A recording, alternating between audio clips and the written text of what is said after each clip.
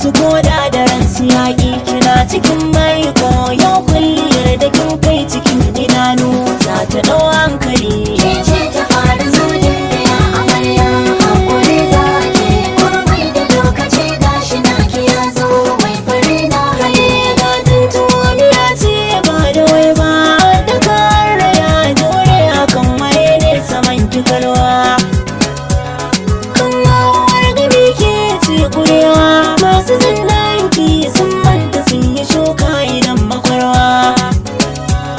Bayo batun malacin wanda kwalla ta fafance ka zurfin tukunya ma baya kai da garwa. Aiki da hankali ba kamar kwakwalwa, kwai ta yin shewa karfi rayuwa wacce za ta zamto kamar kashin dankali.